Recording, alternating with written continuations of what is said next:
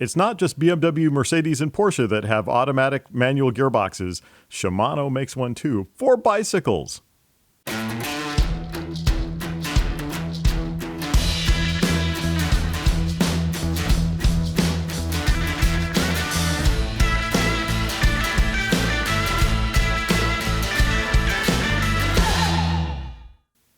Welcome to Gadget Blues. This is KC, and today we are going to be talking about electronic bicycle shifting technology, specifically Shimano's Di2 system for electronic bicycle shifting.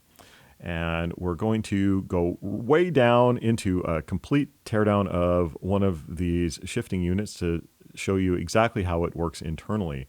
But before, we'll talk a little bit about the system and how it got here and what the benefits are.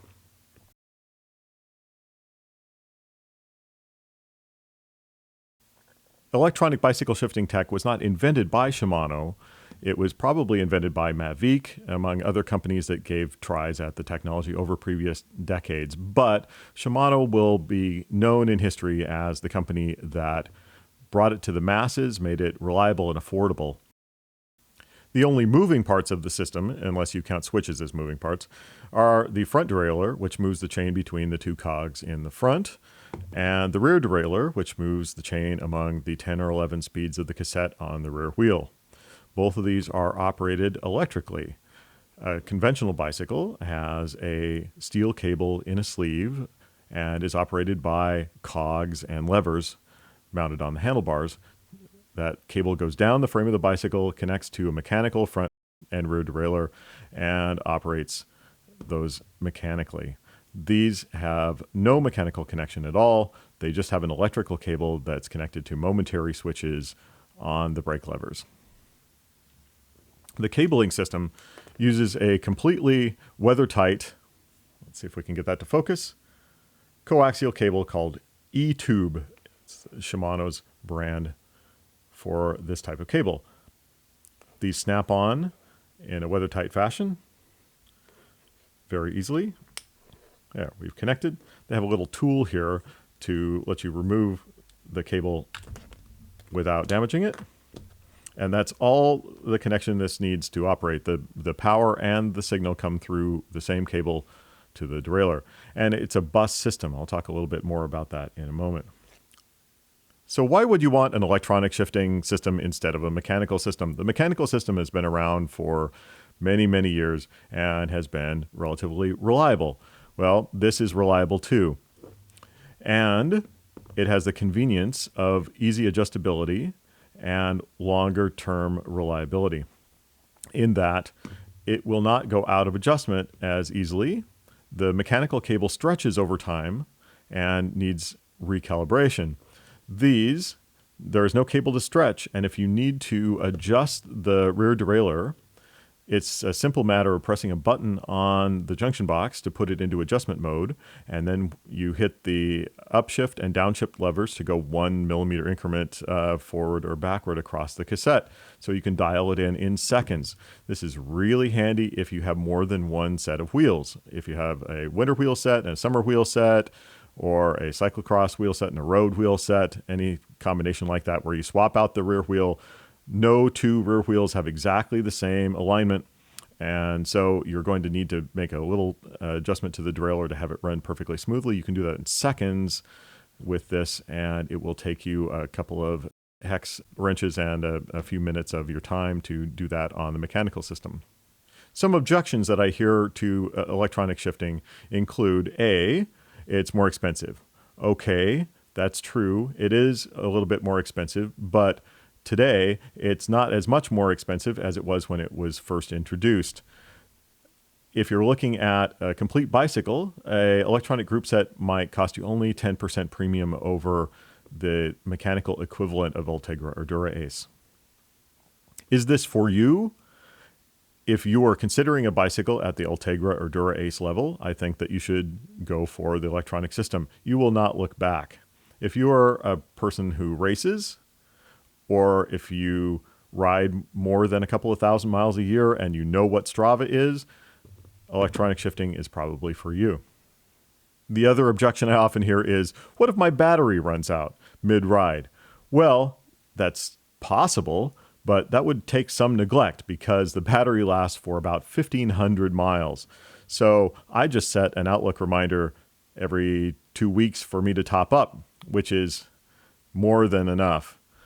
The only way that you're going to run out of battery is if you put the bike down flat in the back of a van right on the button and hold the button down for a period of time. That might do it. But again, one way or the other, you're going to have to be fairly careless to run out of battery mid-ride. It will also tell you that that's going to happen because the front derailleur, it has to move much more than the rear derailleur per shift, will cut out first. And it does that deliberately to let you know that the battery is getting low. Of course, you can check the battery level by pressing the button on the junction box at any point. And so you really have to get into some crazy situation to find out that you're flat battery. If you are on a flat battery, it takes just a few minutes to top up.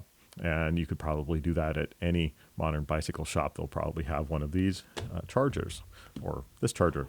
This is the charger for the modern 11-speed units that have a junction box that uses this little connector. This charges from USB and also interfaces via USB to your computer.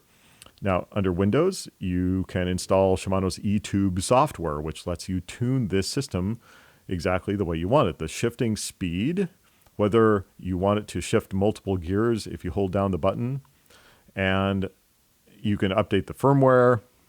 That's only necessary if you're mixing and matching components and updating things.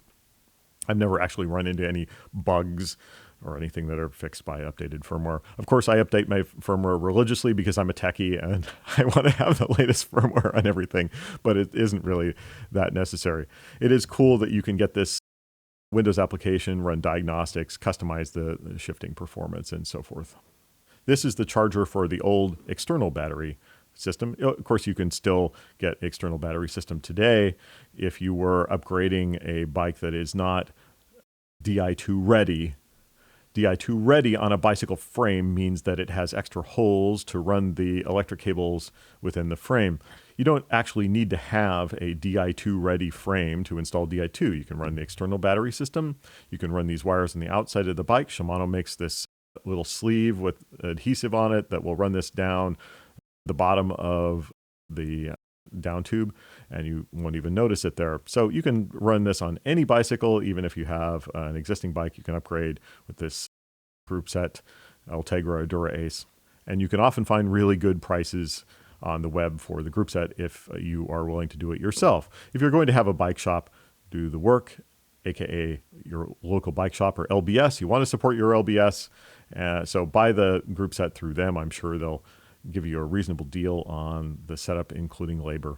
I should mention that if you do work on your own bike and you are the type of person that frequently upgrades your own components and so forth, you will find that much easier with Di2 than you would with mechanical because the amount of adjustment that is required is much less. You just have to know how the system goes together and what the components are. Let's take a look at that. So now with this, you can see that I am definitely not an artist, more of a tech person. But what you really need to get the Di2 system together at an absolute minimum would be one switch unit, one smart switch unit. Of course, you're going to run two of these. Each one is a brake lever and shifter. Some people call them brifters. That's not my favorite term in the world. You need at least one derailleur. And you need the battery, which is also called master control unit. It has a little bit more smarts than the other pieces in the setup. So normally you'd have two shifters, front, rear derailleur, and the battery unit. Then you just need the cabling, which is different sizes depending on what size frame you have.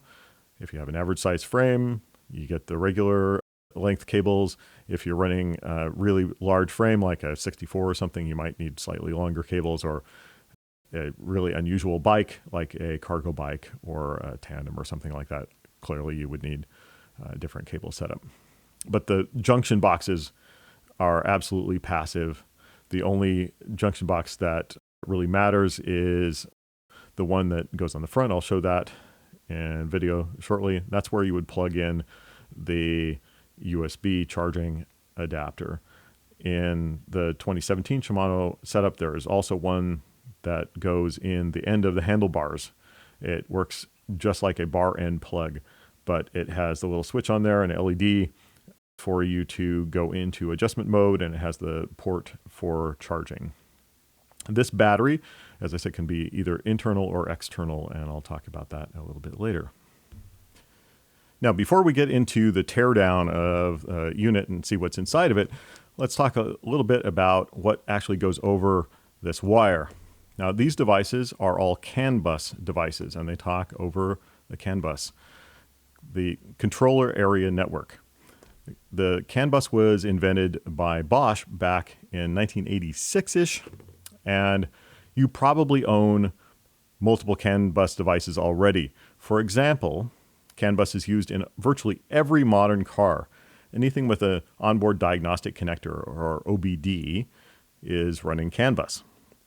OBD is that connector under the dash of your car that you can plug diagnostic devices in to look at faults that are generated on your dashboard, and that the emissions test folks plug a device in to aid in their emissions test. Shimano used this over something more modern like USB because it's incredibly reliable and has been tested in a million harsh environments.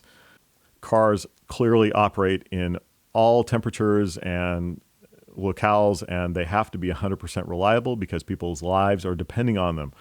While your life might not depend on it to the same degree on a bicycle, it is important that it work reliably in frigid temperatures, in pouring rain, and so forth. And I think Shimano really did the right thing by investing in a tried and true technology with CAN bus.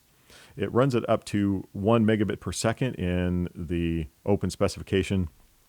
And I imagine that Shimano is using a pretty fast version of it, probably the 1 megabit version, because I noticed that using their eTube software with the USB interface, the firmware updates are very, very quick. And while I don't know exactly what size those firmware updates are because they're hidden by the eTube software, it happens quickly, and so they're probably using a fast version. Now, it's very likely that Shimano partnered with Bosch for some of the custom silicon in the Di2 setup, because we see that Bosch, not only being the innovator of CAN bus originally and the go-to company for that, in addition to some others like Siemens Infineon, Bosch today makes units that interface with Di2.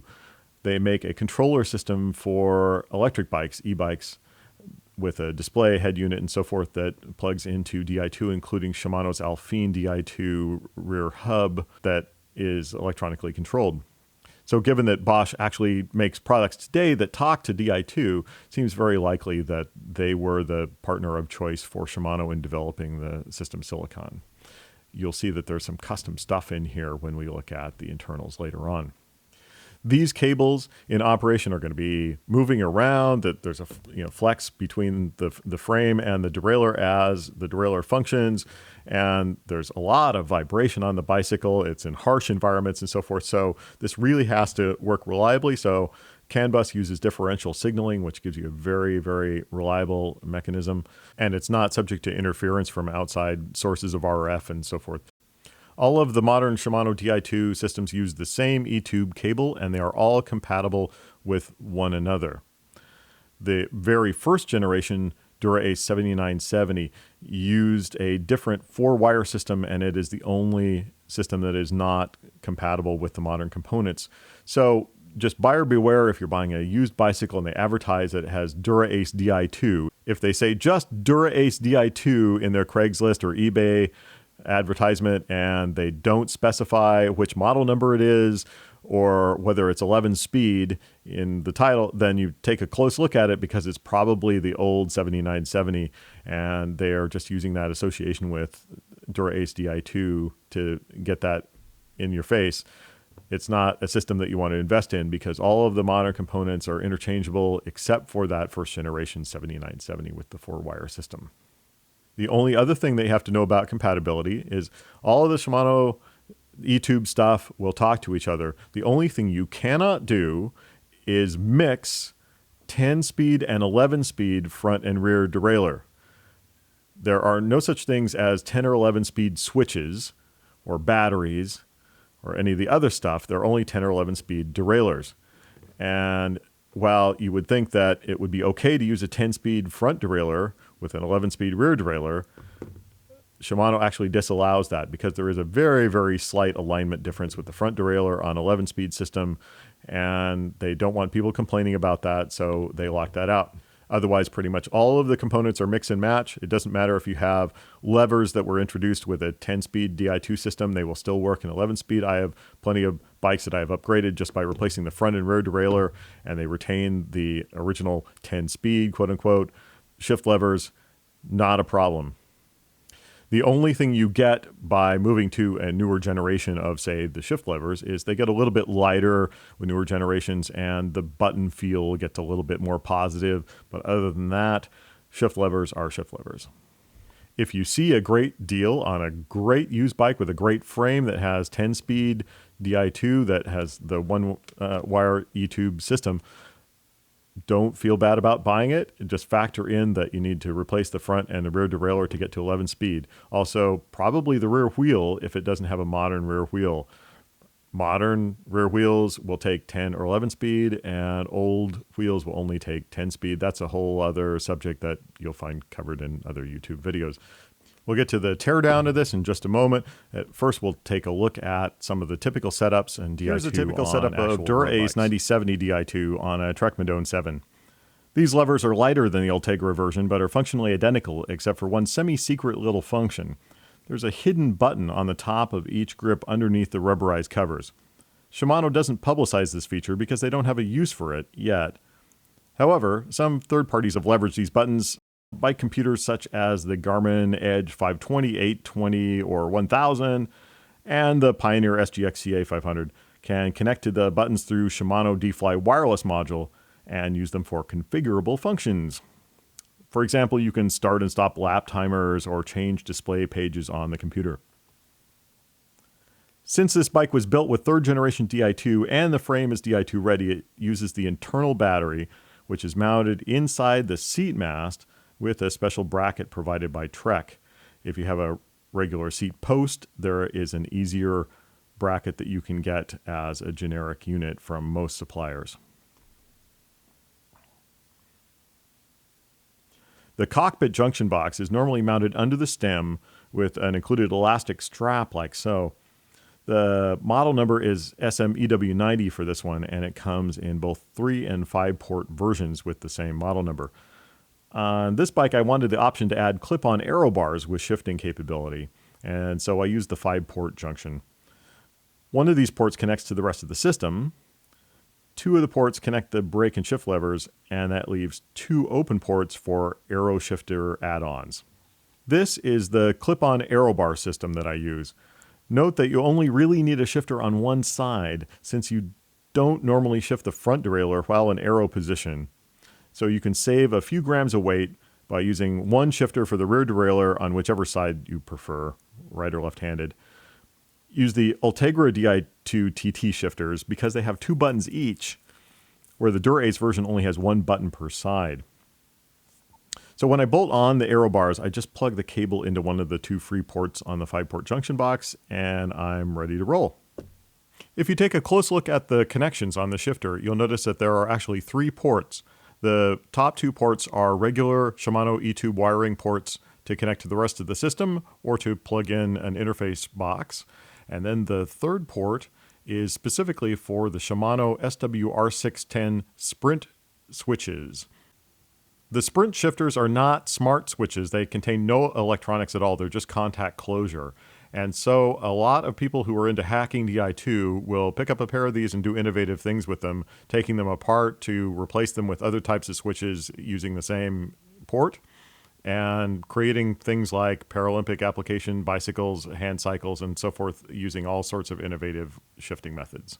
You can mount the optional Shimano D-Fly wireless module, SMEWW01, anywhere outside of the frame, but the seat stay next to the rear derailleur is the usual spot.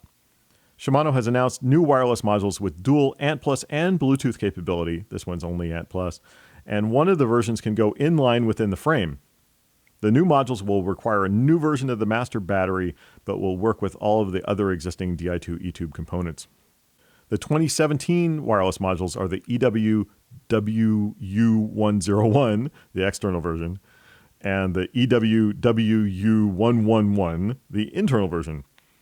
They offer an external version because if you have a metal bike frame, it would block the wireless transmission, so the internal version only works on carbon frames. That's why they didn't just build the wireless functionality into the battery unit, because they'd have to offer two different batteries for metal and carbon frames. This time trial bike, don't call it a triathlon bike, I'm not a triathlete, a Trek Speed Concept 9 has both types of Di2 aero shifters, one set on the Dura-Ace ST9071 aero brakes and another set of Ultegra SWR671 shifters on the aero bars. That requires the 5-port junction box, which on this bike is mounted vertically to the rear of the stem. I used the Ultegra bar end shifters here because I wanted the same feel as my clip-on aero bars with the dual button shifting instead of the Dura-Ace with one button per side. While the Dura-Ace rear derailleur only comes in one version, the Ultegra 6870 rear derailleur comes in both a short cage version, which accommodates up to an 1128 cassette, and a long cage version, which lets you use up to an 1132. I tried out the long cage version on this bike to see if it would be more efficient for me to climb some of the local hills while remaining in the saddle. The jury is still out on that, but it definitely comes in handy for recovery days to keep your heart rate down while doing your usual route, including hills. Shimano also has a hydraulic disc brake version of the Di2 shift brake levers. Lots of people use the term brifters, but I just can't bring myself to use that for some reason. Anyhow, these are the STR785 hydraulic levers, which are a non-series component. In other words, Shimano didn't call them Ultegra or Dura-Ace or even 105, but they were essentially an Ultegra level component. As with all the eTube Di2 gear, though, they can be used with any other Di2 components, mix and match. This bike was originally 10-speed Ultegra 6770, and I upgraded it later on with 11-speed Ultegra 6870 rear and front derailleurs. For the 2017 lineup, Shimano has finally introduced a Dura-Ace branded hydraulic shifter option, the STR9170, which will be lighter in weight than these. So what's inside of here that makes all the magic work? This 6770 10-speed derailleur has seen better days. It's been well crashed and used and is not performing as it did originally. So we are going to take this apart and see what the magic is that makes it all go.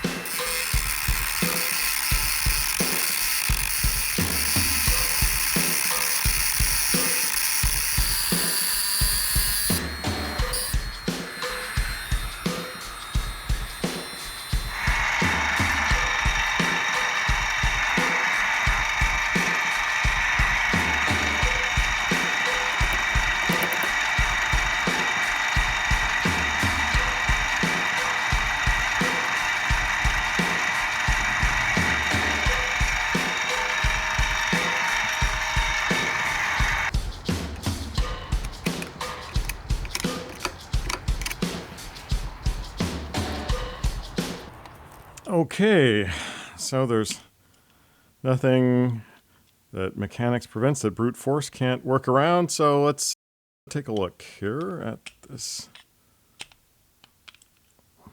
internal. Okay, Shimano really does not want you getting into this. What with the proprietary security screws and the press fit on a lot of the components, but with a lot of messing around with the mini milling machine and the Dremel, we got into it. So this is the cover, which has the limit screws on it. Let's see if I can get that back off. There we go. And this is the module. We'll get to that in a second. And then the rest of this is purely mechanical. It is just the pivots and the springs and the pulleys and so forth that are operated by the module. There's nothing electronic in this part of it at all. 100% of it is in this module. This shaft turns to make the magic happen, and it just has one connection to the outside world, the Shimano E-tube coaxial plug right there. This module is why the derailleur works through rain and sleet and snow and so forth, is because all of the electronics are completely sealed. This is not just O-ring sealed. It is plastic welded, probably with ultrasonic around the edges. So I'm going to need to cut into this with the Dremel, and it won't look very pretty when I'm done. So I wanted to let you see what it looked like before I did that process. Okay, let's go cut into this and see what we have inside.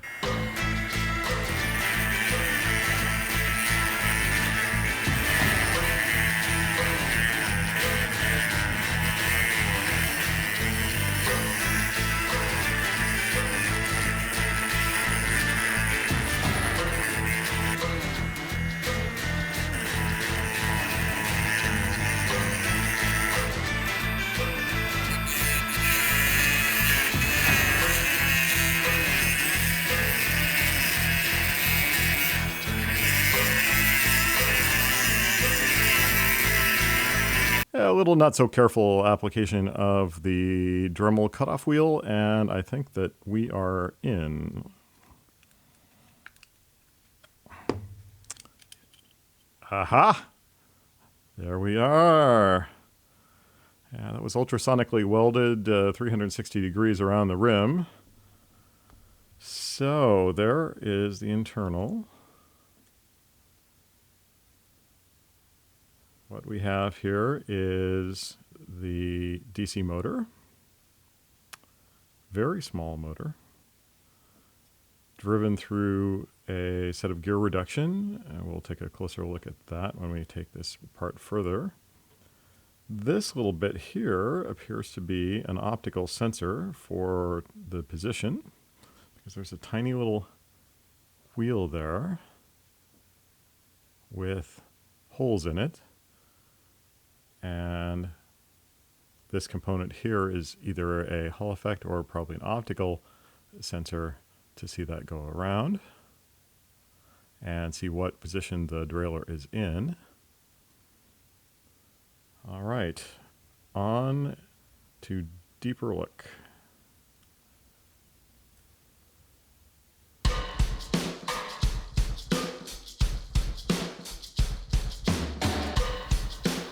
Got the PCB off now, and there is nothing to speak of on the back. So the smarts are actually in these very small chips here. Very large scale integration being used. We're going to have to take that apart. And there we have the gear housing.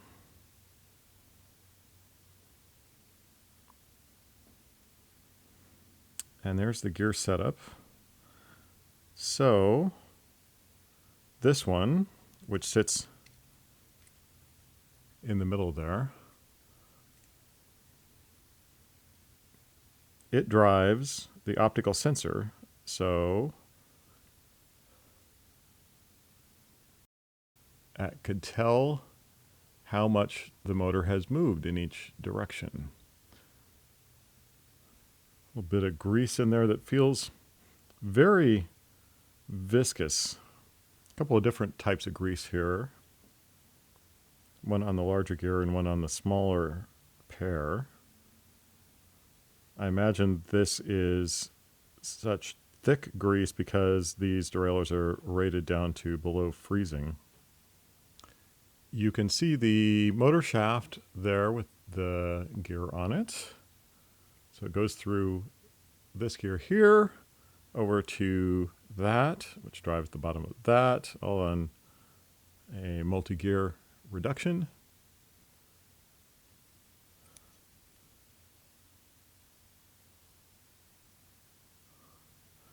Which turns the cam that actually actuates the derailleur and changes gears. The leads here, the motor goes onto one of these and the input goes onto the other. CN1 is for the E-tube input and CN2 is for the motor. The E-tube input is potted with epoxy, so nothing is getting into here. There's no way that moisture could ever penetrate this ultrasonically sealed submodule with that epoxy in there. Let's take a closer look at the PCB. Now, as I expected, all of these chips are getting no hits on the web, proprietary Shimano stuff, which is not surprising because this is some pretty exotic shit here. So let's take a look at what we can surmise from this. This is the connector for the E-tube wiring. So that seems to go through this, which is the largest of the surface mount chips here. That is probably the controller, the main controller. And that is another little surface mount chip that's probably the flash RAM. This is the connector for the motor. And this chip is right next to power regulator. So I think it's a good assumption that that is a motor controller. Not much to see on the back, except you'll notice that Shimano's internal designation is RD0112. That's either for the PCB or something they use internally for this model of the derailleur, which is known to the public as RD6770. And here's a closer look at the gear reduction system and the motor.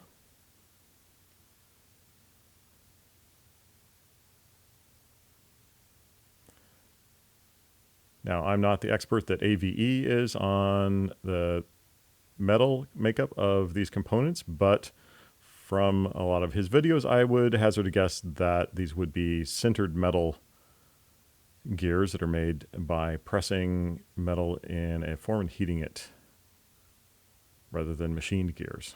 That's the most common way of making parts like that these days. The shaft, though, is a load-bearing part and is probably stainless and very good grade. The other part of the gear with the optical rotation sensor, we can see how that moves if you rotate the gear underneath. Nothing much inside there. This is just a heavy metal enclosure that protects it as best it can from crashes, like careless people tend to do. I hope you enjoyed this look deep inside Di2, and I hope you'll join us for the next video. Please like and subscribe. Thank you for watching Gadget Blues, and we'll see you in the next video.